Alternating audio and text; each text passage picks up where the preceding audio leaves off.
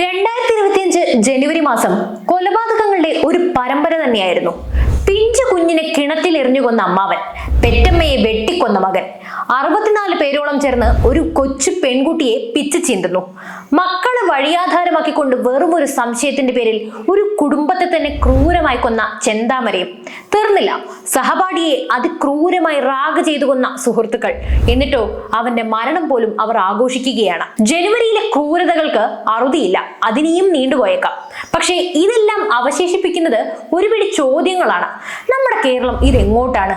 അതിക്രൂരമായി തന്റെ കാമുകനെ കൊന്നു തള്ളിയ ശേഷം 38 വയസ്സ് കഴിഞ്ഞ് ഞാൻ ജീവിച്ചോളാം എന്ന് ഗ്രീഷ്മ എന്ന ചെകുത്താനെ കൊണ്ട് പറയിച്ചത് ഇവിടത്തെ നിയമവ്യവസ്ഥയിലെ പഴുതുകളല്ലേ? അപ്പോൾ നമ്മൾ ഇവിടെ ആരെയാണ് പഴിക്കേണ്ടത്? കുറ്റം ചെയ്തവന് പഴുതൊരുക്കുന്ന നീതിന്യായ വ്യവസ്ഥയെയോ, അതുമല്ലെങ്കിൽ കുറ്റവാളിക്ക് കാവൽ നിൽക്കുന്ന അധികാരികളെയോ? ചുരുക്കി പറഞ്ഞാൽ ഇവിടെ കുറ്റം ചെയ്യാൻ പ്രോത്സാഹിപ്പിക്കുകയല്ലേ. നോർത്തിനെയൊക്കെ കളിയാക്കി കമന്റ് ഇടുന്ന നേരത്ത് ഇനി നമുക്ക് ഇടയ്ക്കെങ്കിലും നമ്മുടെ മണ്ണിലേക്ക് കൂടി ഒന്ന് തിരിഞ്ഞു നോക്കാം.